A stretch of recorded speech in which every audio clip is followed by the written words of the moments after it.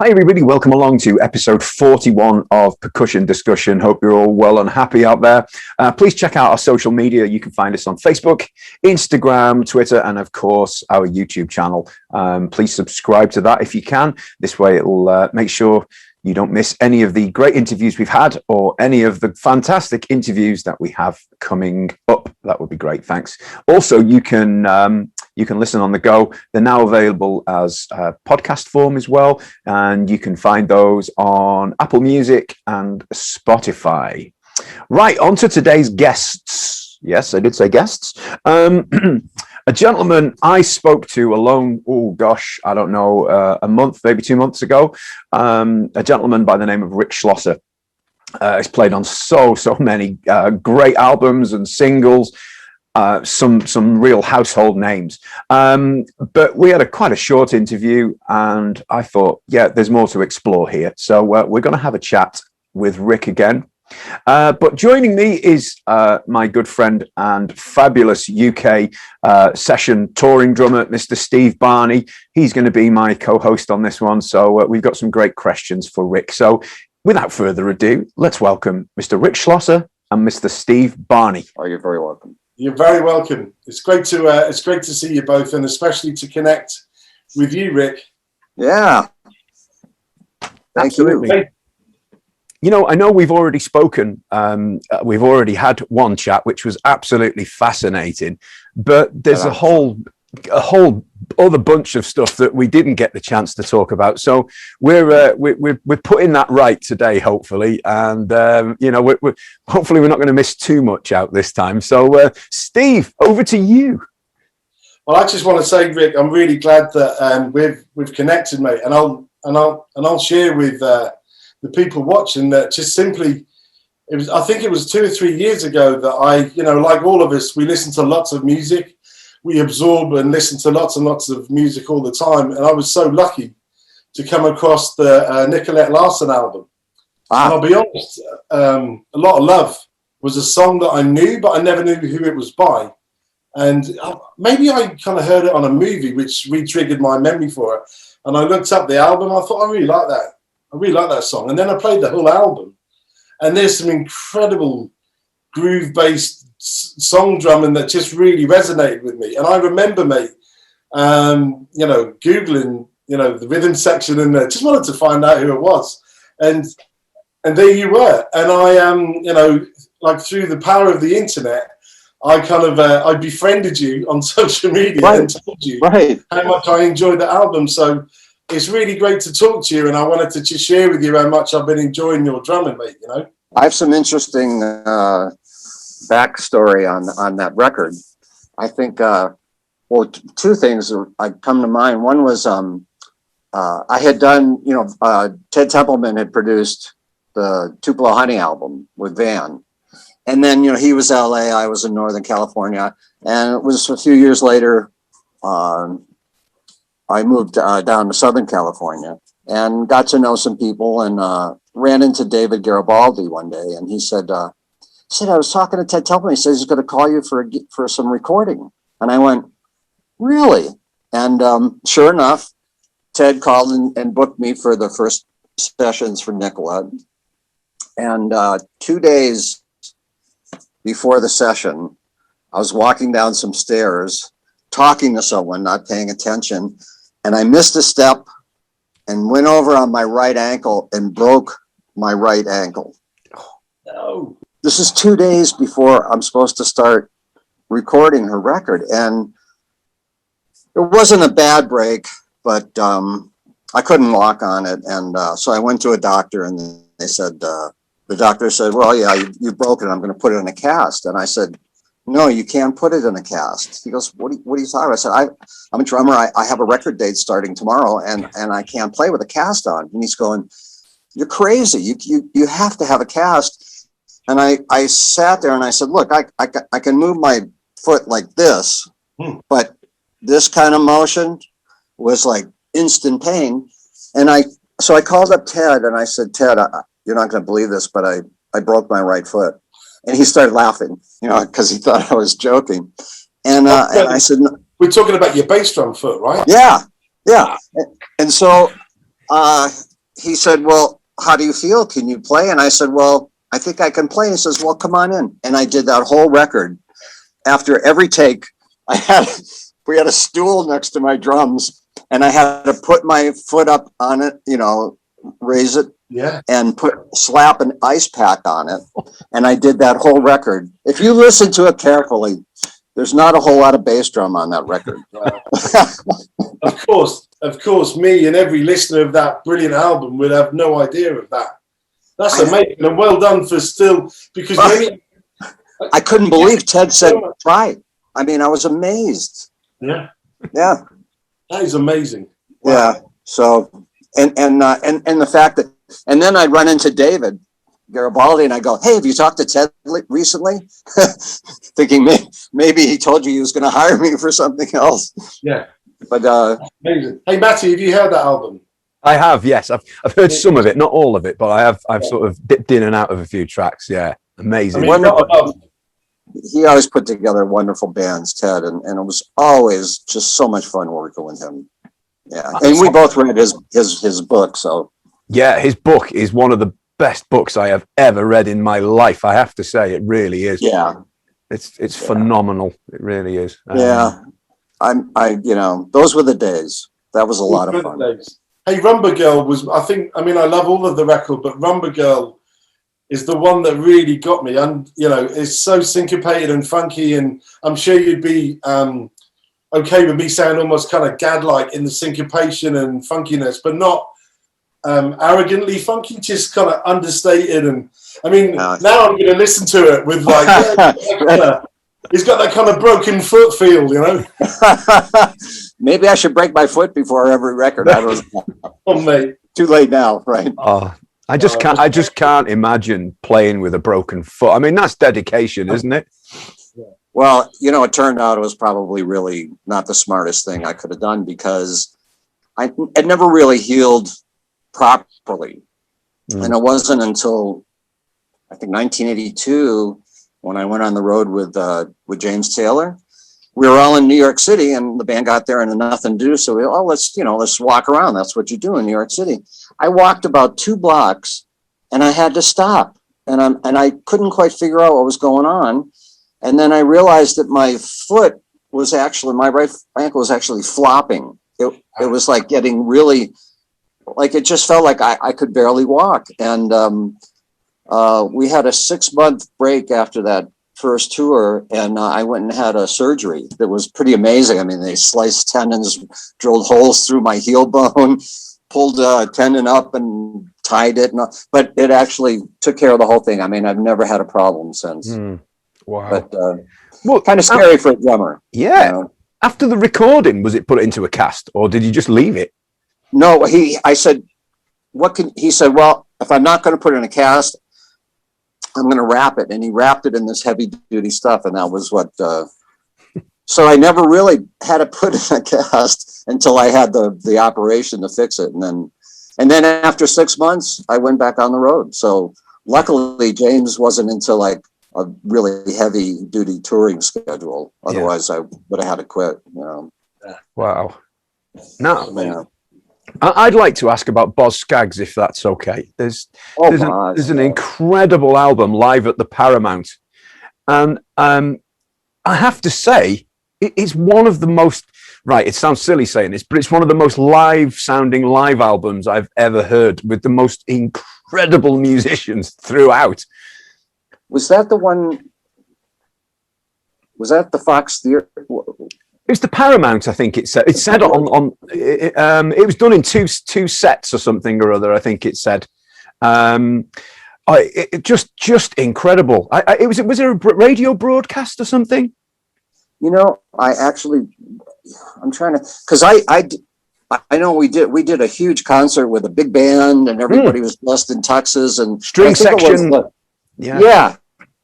Well, that was. I'm hoping I don't think he did another. What year was that? Do you remember? Was it 74? I think. Yeah. So we're talking. Yeah. I think it was either the Paramount or the Fox Theater in Oakland. Because Running Blue is one of the tunes on it, and it's just it's just phenomenal. The band. I mean, it was a huge band, wasn't it? It really was. Yes.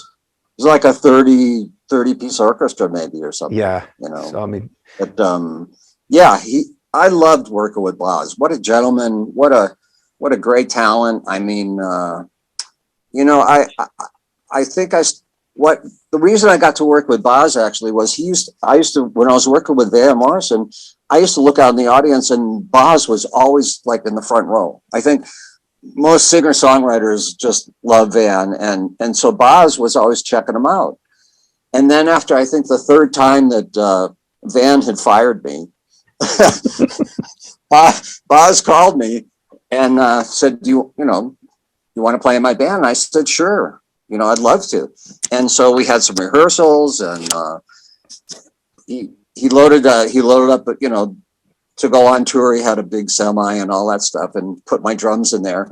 And literally the day after they loaded my drums in, Van calls me. I haven't heard from him in months, and he says, "Oh, Rick, I got one more tune I want you to play on." And I'm like, "Van, not only did you fire me, but I got another gig. I don't even have my drums here." And he goes, he says, "I got my son's drums in the studio." Well, I go to the studio to do the song, and it's a ballad, right? His son's drums are toy drums. I mean, the snare drum's like this big around, It's like the smallest kit in the world, and it's a ballad. So he wants staggered big fills, and it sounds like ding, ding, and finally I listened back to a playback, and I went, "Van, that fill I just did is horrible." And he goes, "I'd like to make an album of all my mistakes." And I don't think it ever, I don't think he ever released it, but I remember thinking, I hope he doesn't release this, because the drum sound really did sound like a toy drum set. I'd love to hear that, man. That'd be interesting to hear that. Yeah.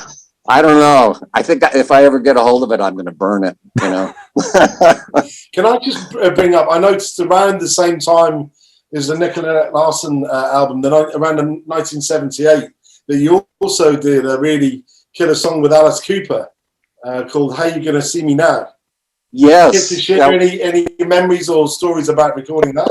Totally. That was I think it was David Foster producing. He had it put together, always a great band. Yeah. And I went to the studio the first day thinking, okay, I'm going to meet Alice Cooper, and I'm going to see this guy with all this makeup and long hair and maybe a boa constrictor. Well, I walk in, and this guy walks up to me, and he's in an Armani suit, perfectly coiffed hair.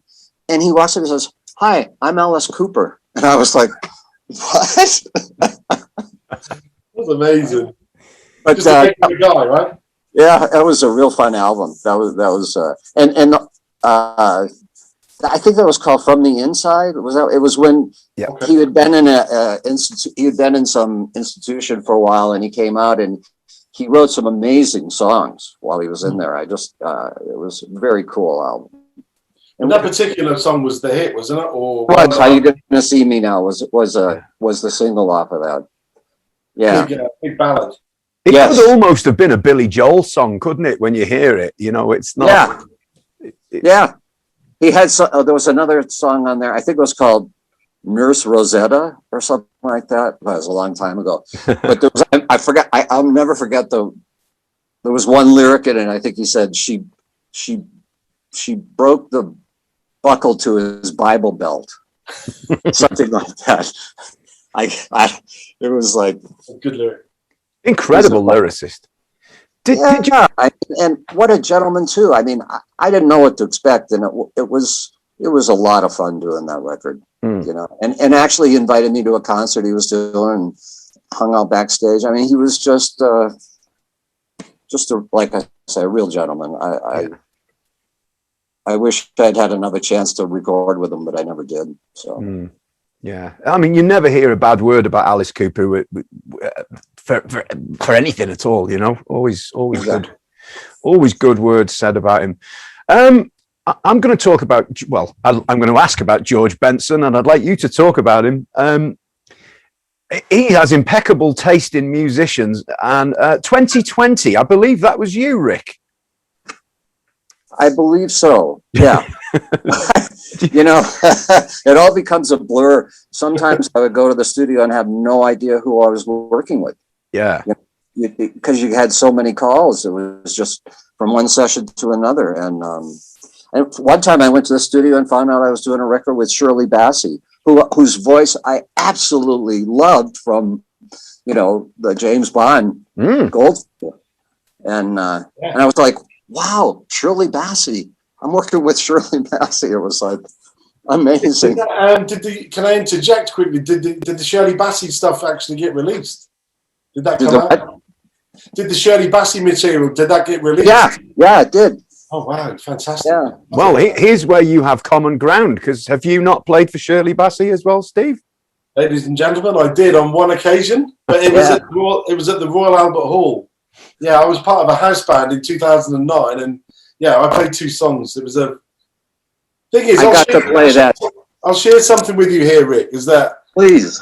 So, someone called me a session drummer earlier. I did another conversation, which is really nice. You know, I don't do many of these things, but I did one today, and someone called me a session musician, which is kind of a name for someone as a freelance musician. But talking to you, mate, and all the things you've done, you are the true definition of a session musician.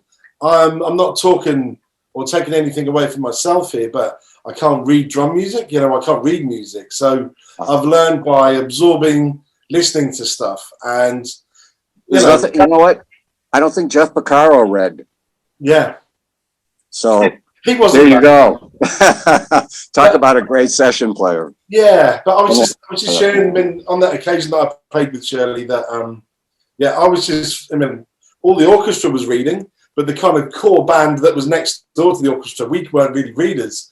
But I was reading, you know, my own intuition, and there was a conductor there. But to be honest, he could have been speaking another language, because it's not a language that I talk, you know. Right.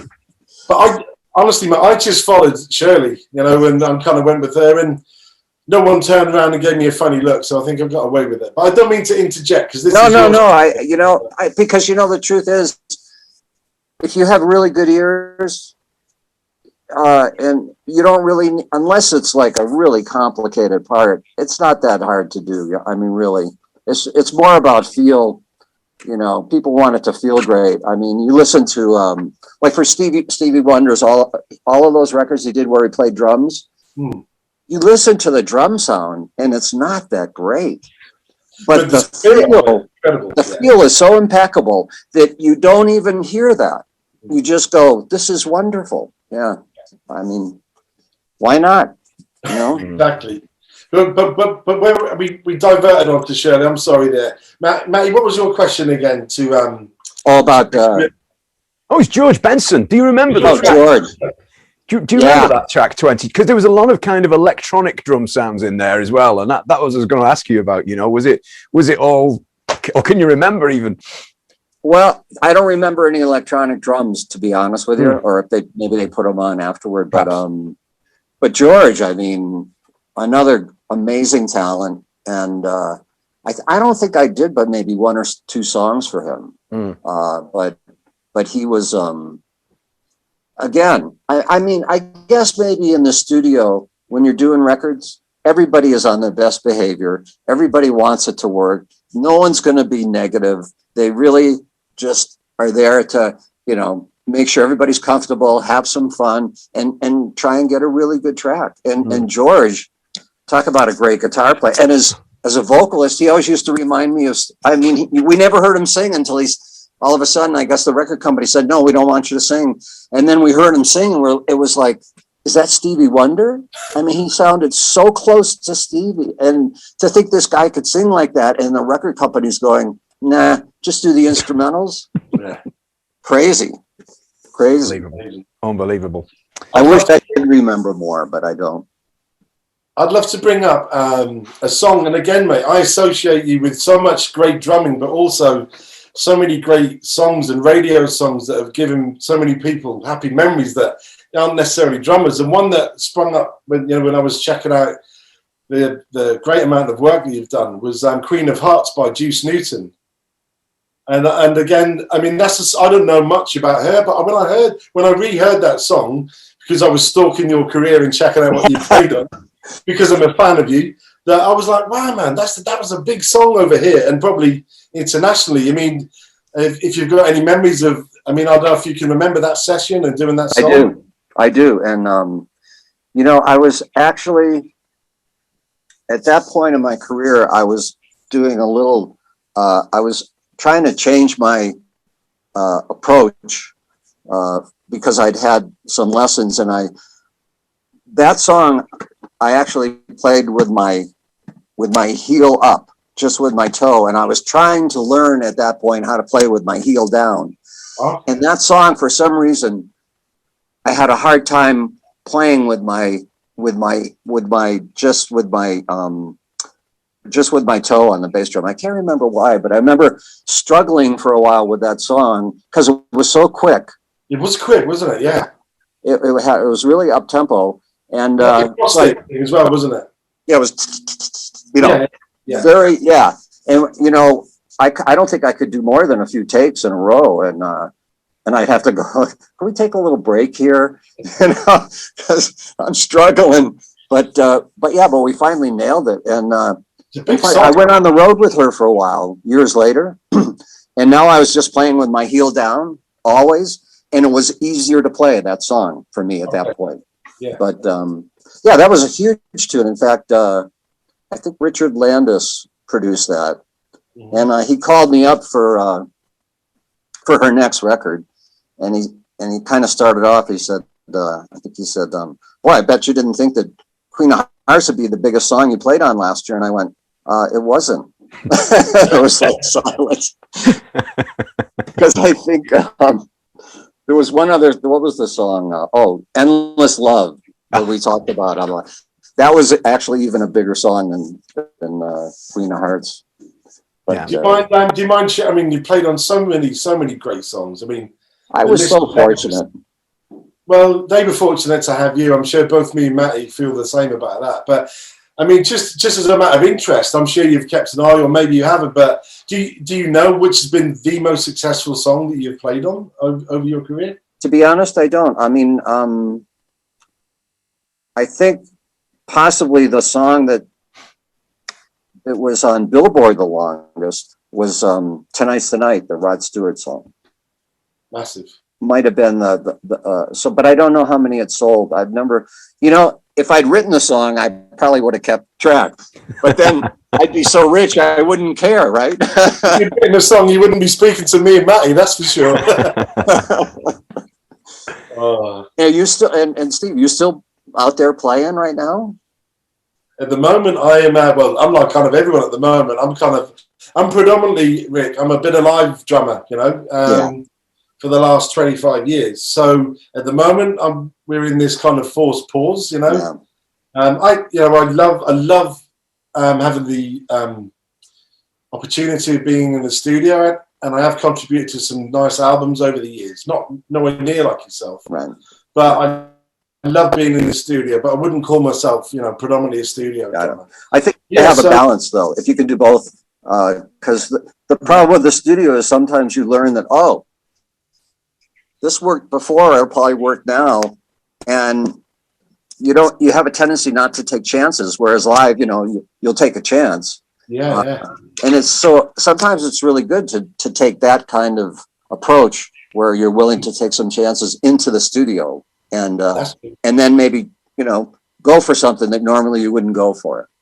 That's true. So I think I'm still very much a drummer. I'm just like everyone, in any live musician or anyone that's involved in the arts. We're in this kind of forced pause. But yeah, only kind of last January, I was in New Zealand for the first time doing a festival tour, which was a really nice experience. And hey, have you ever been over to the UK? I'm sure you have over the years, right? What's that?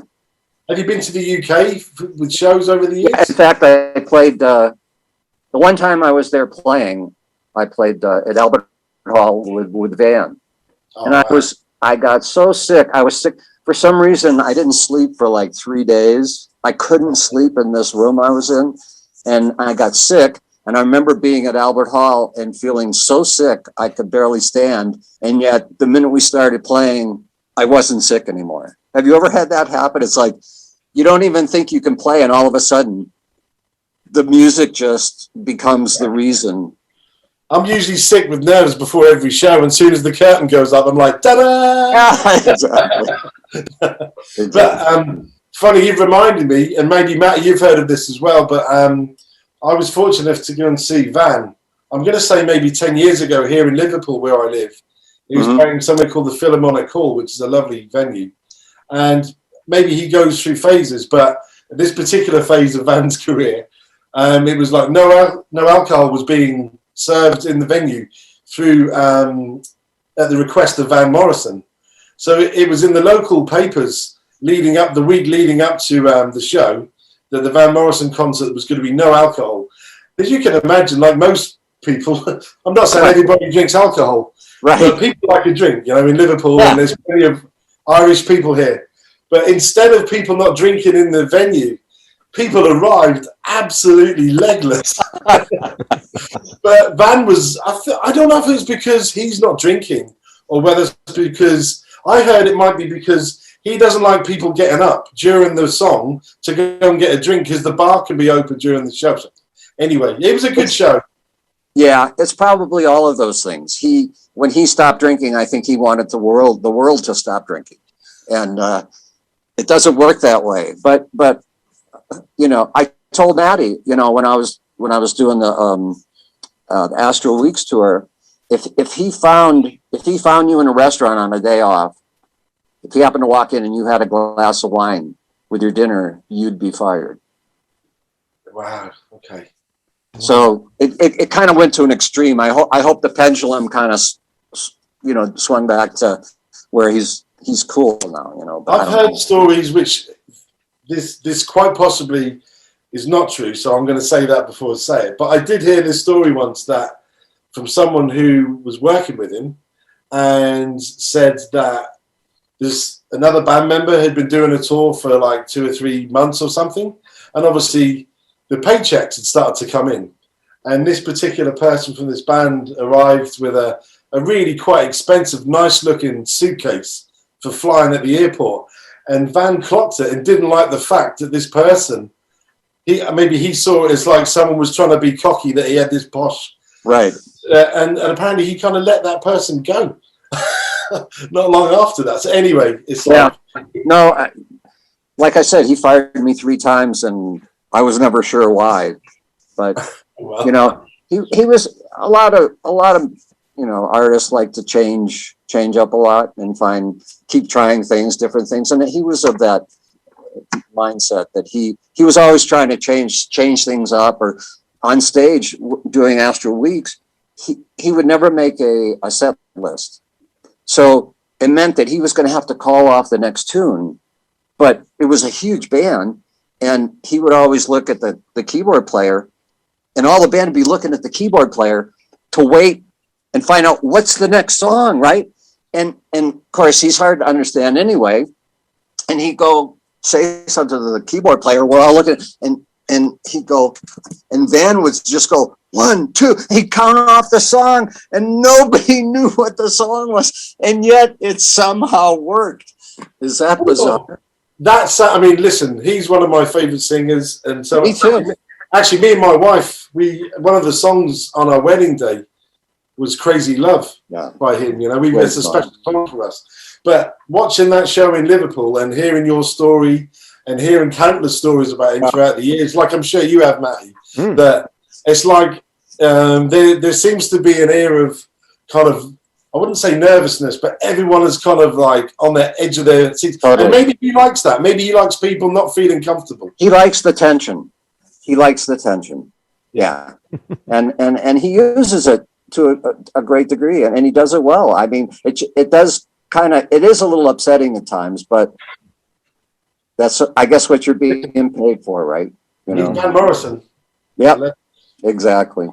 Was he? Or is he a guy who was into sound checks? Would he do sound checks, or would he just be like, "No, we'll leave it," and Well, he wouldn't really show up for a sound check, but we were doing the Tonight Show, I believe, one time.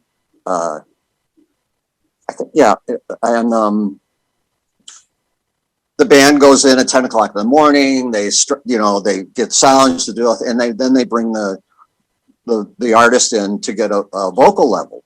So Van comes in and he puts on his guitar and he starts playing Sweet Thing.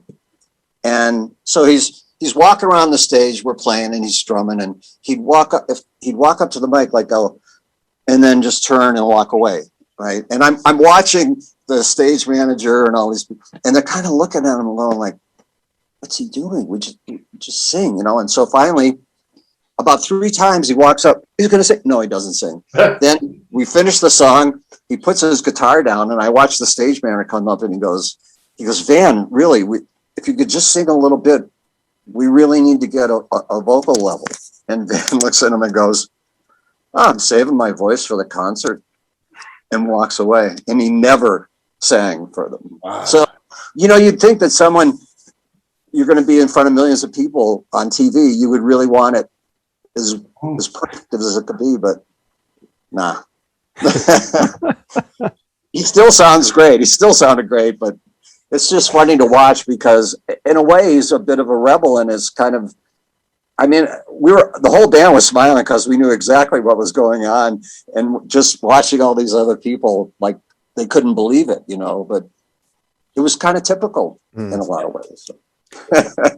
Because I know Ted Templeman in the book states him as a really good friend. He says, I think there was when one of Ted's children were born, there was some issue and he was there straight away. And he says he's one of the good guys. So obviously deep down, there's some real, some real quality in there. Yeah, he's he and Ted were good. Yeah, I think you're right. They were good friends, and I think musically they really meshed well.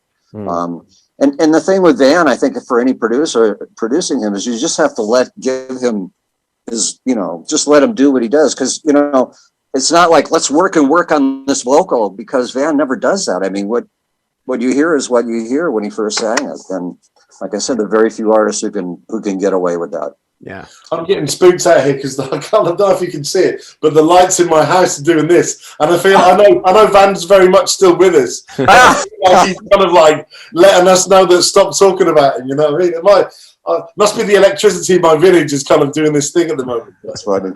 That's funny. I wanted to bring up, Matty, if you don't mind, and ask you, Rick, about so I don't mind sharing with the viewers that over the years I've had the odd audition for stuff. And and like a lot of us, we like talking about the gigs we got, and I'll talk and celebrate all the good gigs I've got and be really proud of that. But I don't mind sharing that I once went for an audition with Leo Sayer, which I didn't get. And I'll be honest with you, I've always, like in life, you can't possibly know everything about every artist. And I want to say, with the greatest respect now, that I always I didn't hold Leo Sayer as a sort of a joke, but I had no idea the depth and quality of musicianship that was involved in his songs and career, and you being absolutely one of them. And I noticed obviously that you played with him. I think was it on the Reflections album? Yes. Yeah. I mean, I'd love to hear about your time with Leo and your experience with him. Well, Leo was when I first saw him, he was doing the whiteface thing, and and I found that really interesting, but you're right. At first, I didn't know where to put it, because do I take this seriously or what's going on here? And then when I got to work with him, he's just a lot of fun to be around. He's got a great sense of humor.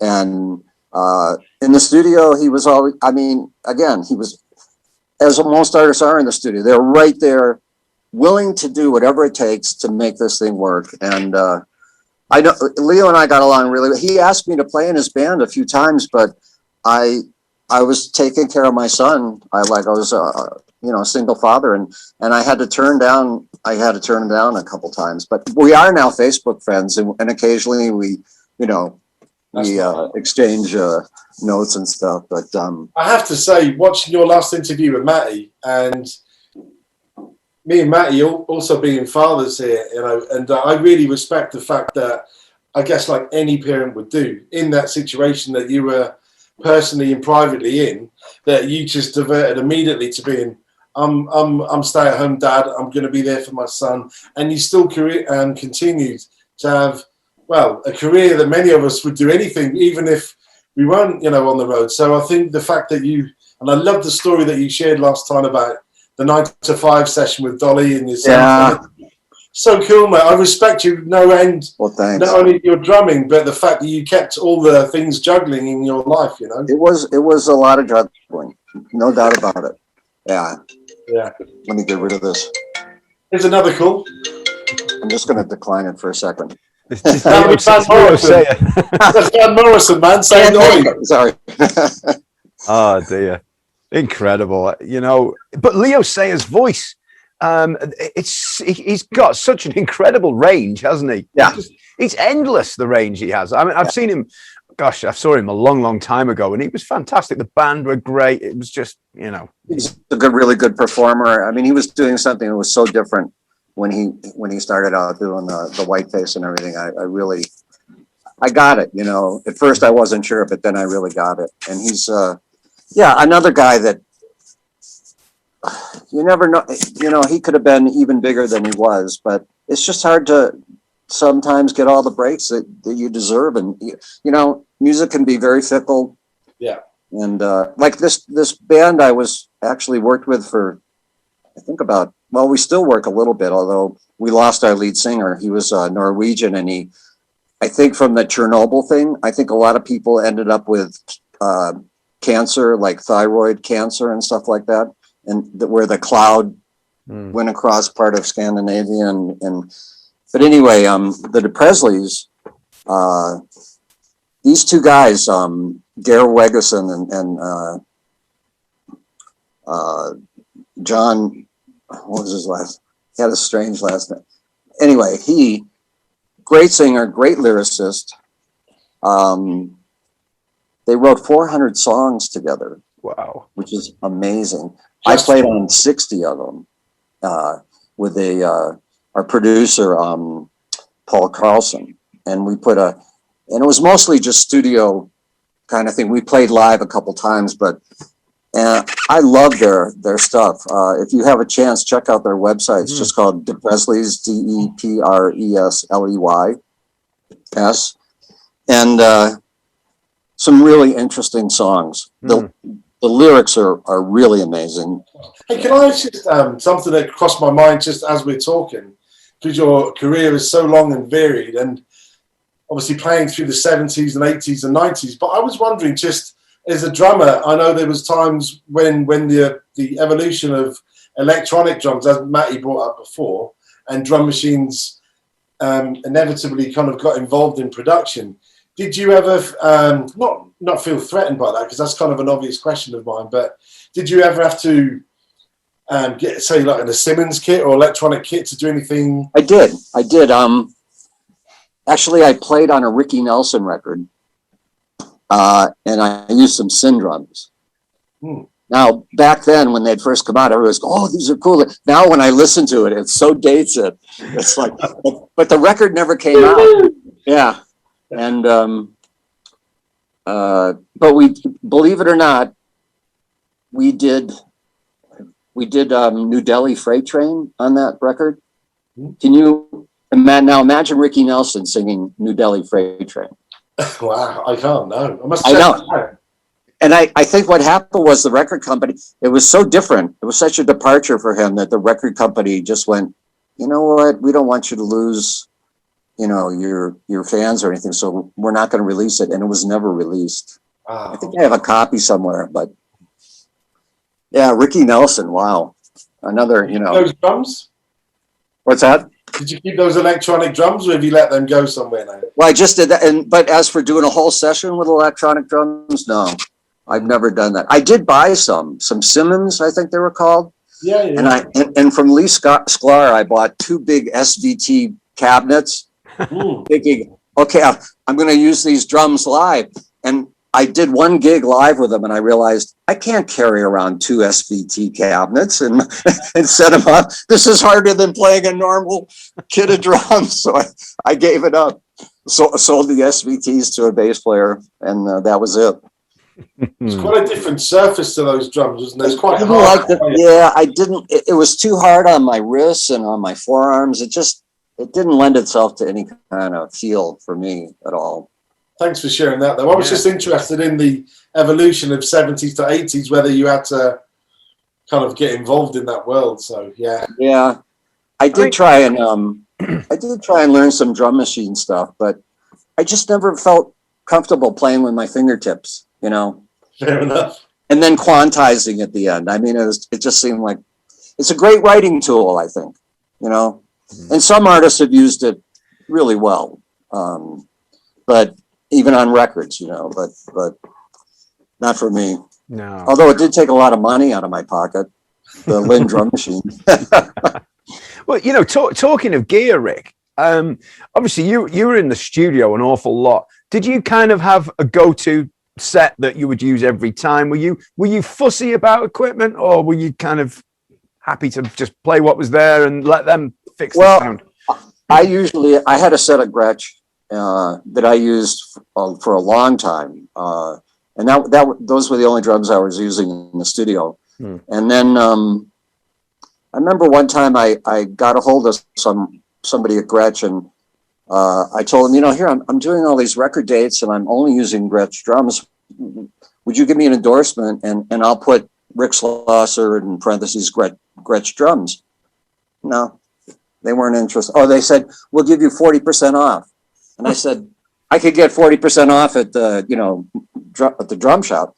So then when I got the gig with James Taylor, I called him back and I said, oh, I'm going out on the road with James Taylor. Oh yeah, we'll give you, and they shipped me this set of drums, Gretsch drums. So it was monstrous. It was like a 22, a 24, 2 kicks, like an 8, a 10, a 12, a 13, a 14, a 15, a 16, and an 18 by 18, toms, snares, all the hardware, everything. And it cost me $5,000 to put them in cases to take them on the road. So it was kind of like, hey, thanks for the drums, but can you pay for the cases too? You know. That's fun. That's a lot of drums. Oh. But I guess you had every different setup you could have if you wanted, you know, different type of sizes for different songs or whatever, you know. Yep. Yeah. That sounds great, man. I really, again, thinking back to the great first conversation you had with Matty there, and the brilliant thing of playing with 2 drummers, you know, with you and with Ringo. Did that ever pop up? Not with Ringo again, but did you ever do any other double drum dates? I did with Jeff Beccaro. We did double drums. How did we miss this out last time? We didn't. Yeah. Who was it? It was a Canadian artist, the Guess Who, the lead singer. God, was the band called Guess Who? Did you say the Guess Who? Yeah, it was the guy who he was. I don't know who that is off the top of my head. Yeah, they were really big for a while. Anyway, yeah, we did. In fact, we did a Percy Sledge tune, When a Man Loves a Woman, with double drums, which was a lot of fun. Yeah. And I think I did some double drums. Maybe it was just with Jeff and with Ringo, and that's not so shabby either, huh? No, can I just say to you? Can you just hear what you just said? It's just with Jeff and Ringo. But you know what? How lucky for them guys. I mean, I've got to share. Matty knows this because we've spoken a lot about it. But when I was 9 years old, my first concert that I got taken to see was Phil Collins and, well, it was Genesis. Yeah. So my first gig as a 9-year-old kid was watching Phil and Chester Thompson, which was just, I don't know how you feel about Phil, but he's just one of my favorite drummers in the world. Man, I thought he was great. You know, I mean, his that, in fact, I was just thinking the other day about that, Something in the Air Tonight, or was that the name? But that drum, Phil. But did you ever see the one where it's the gorilla? Is that Phil? Is that Phil doing that, or is that's not Phil? That was actually a commercial over here in the well, it was maybe even in the States for something else, but I think it was a Cadbury's chocolate. Cadbury's, yes, Cadbury's chocolate. And Phil wasn't in the gorilla outfit, but they used the song for the advert. Yeah, I love that. Yeah, and Chester Thompson, what a drummer! I mean, my God. And those two together doing some of their solos and stuff was just so well worked out and just amazing. I agree. Yeah. I've always had a soft spot for two drummers, probably because of that being the first thing that I kind of saw. And I've always loved, especially as someone like yourself and Jeff Porcaro and Phil, a very song musical, it's not about the drums. It's everyone's, I think there was a really nice Eric Clapton track that Phil played on the album. And is it Jamie Oldacre? Him and Jamie Oldacre. Yeah, he just passed, I think. He did, yeah. I remember reading that. It was shame, but him and Phil playing on a song together. So I must check out the thing. Well, me and Matty must check out the you and Porcaro chat. Yeah. I mean, what's the approach for double drums? I mean, it's a totally different thing, isn't it? And it can be. You can't tread on each other's toes, can you? You've got to. That's the thing. Like I said, with Ringo, I tried to really pay attention to what he was doing, and then tried to do something a little bit different that would like, mesh with that, but not get in the way. I did play with. There was a band called Jack Mack and the Heart Attack that I started with two friends, and we played at the Central in LA, and we had two drummers, 5 horns, and Hammond B3 guitar, bass, 2 drummers, and the other drummer, Claude Pepper, amazing drummer, and he also passed. I've had so many friends that have.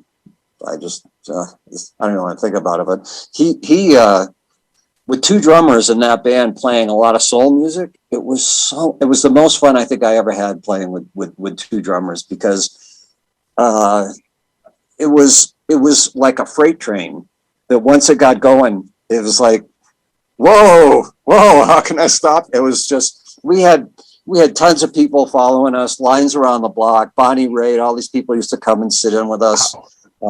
It was a happening thing for a while. And in LA, and they're still around. I think they still play. That's amazing. I think the thing, if the drummer is musical and listening, I think I guess it's very important, to just state the obvious, but listening to each other. And it's not. I mean, you seem to me like it's almost a disservice, Rick, to call you a drummer, because you're a musician, man, and you really. To me, on everything that we've listened to, and Matty celebrated last time and today, is that it just shows what a great musician you are, and a communicator of a good feel, Yeah. Well, isn't that the beauty about music? Is we get to communicate without saying a word, Absolutely. Unless someone's screaming at you, slow down. So the beautiful track "Every Day," the James Taylor that you did in, I think it was 1985. I mean, no doubt Matty wanted to talk about this. No, it's fine. Hey, go for it. It's good. I had it in my mind. We would love to hear about your thoughts and memories of working with James Taylor. Oh, James! Wow, that was that was a lot of fun.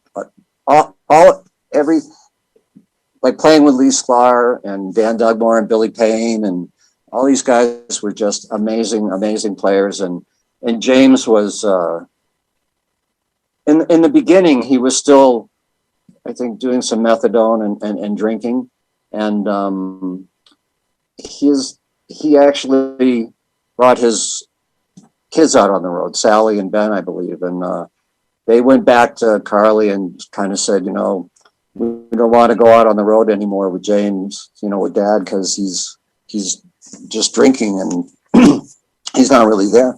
Well, word got back to James, and the next day he quit everything.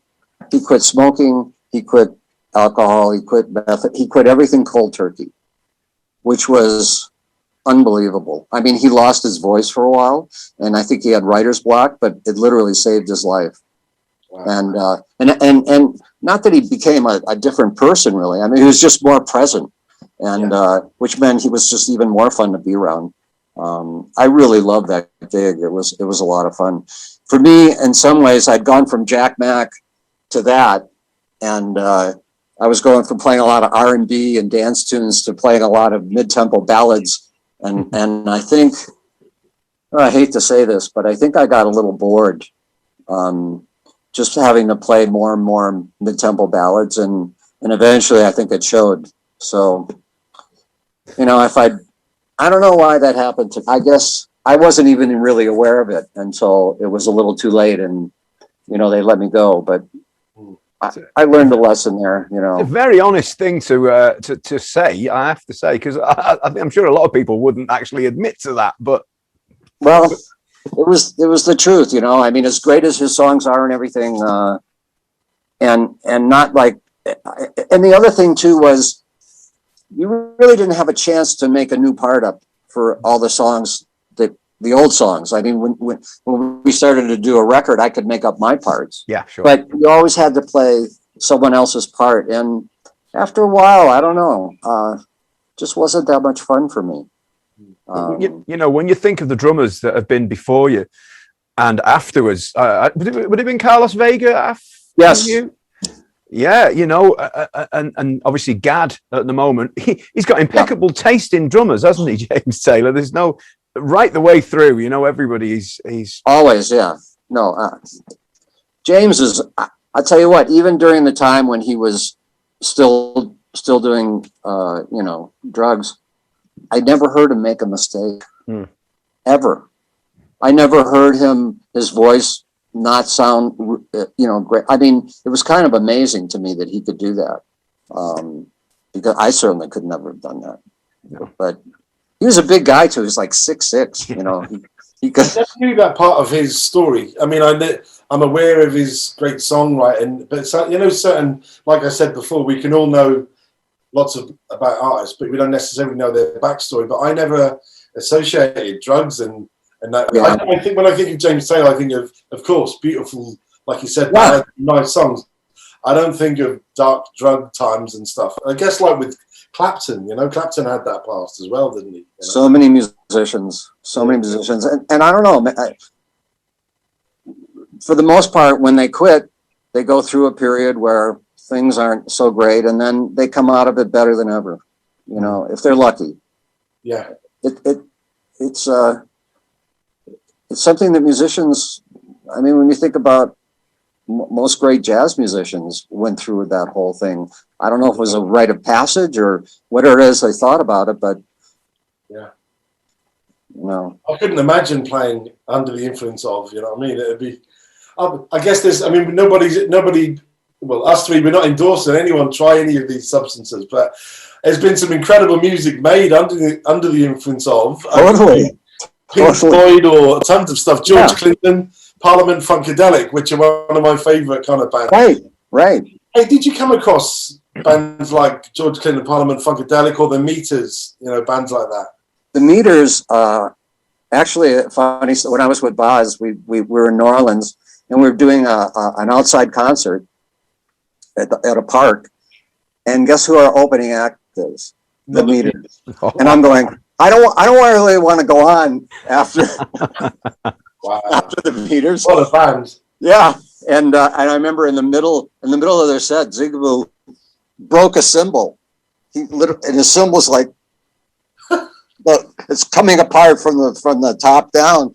And I went out and grabbed one of my cymbals and threw it up.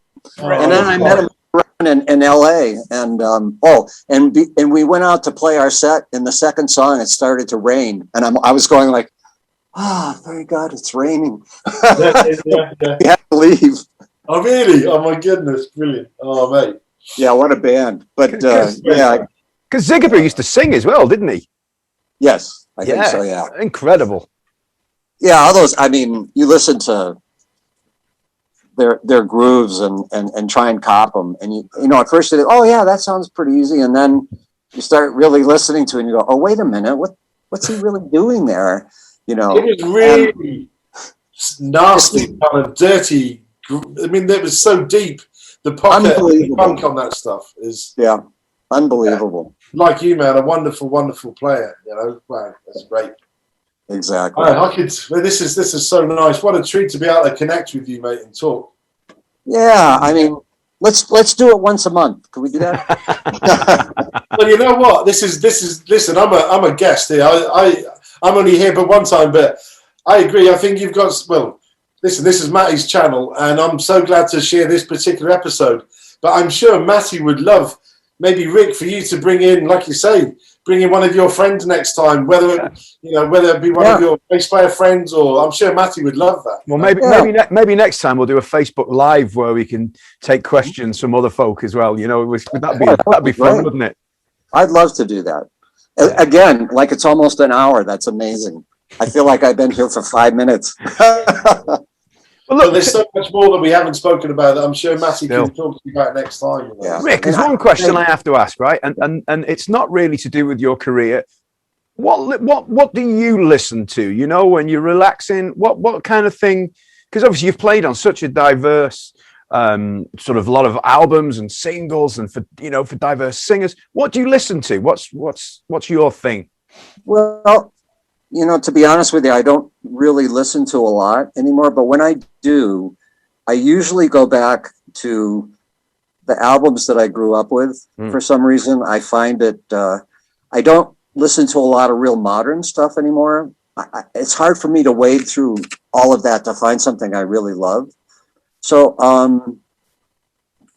recently, I have not been listening to very much. I'm sorry to say that. It's just I find myself not being that attuned to newer music, but I don't know what to say about that, to be honest. Can I interject? Can I selfishly ask you? I mean, and it doesn't matter if you don't know at this point, because it doesn't matter, because I'll know Matty will speak to you again. Would you say, or be able to share off the top of your head, 5 of those albums that you said that inspired you or you listened to? Do you have anything that albums that spring to mind? Astro Weeks was a big influence on me. And it wasn't, I hadn't even met Van, but it was just something about that record that really knocked me out. Boy, who else do I listen to? When I go back there, sometimes I'll just pick songs that I really like, rather than listening to a whole album. I just don't seem to have the time to do it. I mean, to just sit back and relax. I have to say, mate, this is just you strike me as someone who looks incredibly healthy. Like you obviously look after yourself and keep well, believe it or not, I've tried to do that, but 2 years ago I had a stroke. Oh, wow. And I woke up in the middle of the night to get out of bed to pee, and I had nothing. My right arm was completely gone. Shit. And I convinced myself I'd had a pinched nerve, and I went back to sleep, and I woke up in the morning and everything was back to normal, sort of normal. And then I called my sister a couple of days later and told her what happened. And she goes, "Well, what did the doctor say?" And I went, well, and she goes, "Tell me you went to a doctor." And I went, "I didn't." So then I went to a doctor. So I had high blood pressure. I took care of that. I do work out. I have a running pool out here in the backyard that I try every day to get in and do 100 laps of just running without my feet touching. And I use those bands, to work out with. But yeah, I've tried to eat as, organically here as I can. And it's hard to stay in shape, especially the older you get. I'm 74 now. Wow, you look great, man. I just turned 50. Oh man. And I feel 97. Well, I better do something about it. I'm not going to comment. The thing is, we live in the land of fish and chips, man. And sometimes fried foods. No. Sometimes I'm weak with those choices, but you know what? Yeah. Hey, Matty, thanks so much for bringing me in on this. Steve, Rick, this is honestly, once again, it has been a totally joyful experience. It really has. Thank you both. Same here. And let's at some point talk about doing what you suggested on Facebook. A live show. I think that would be good, don't you? We could do a live, and then I think that would be great. Or whether Rick brings in one of his fishing friends or something, whatever, man. That's the good thing now. We're not restricted anymore to do you live by me? Exactly thing, isn't it? Exactly. No passports required. Just here's the link. That's good because I don't have one right now. Hey, it's good to meet you, Rick. Thanks. Thank you, Steve, for everything. A pleasure to meet you too. Thank you very much, guys. We shall see you soon. Take care. All right. Take care. Bye-bye. Bye-bye. Bye.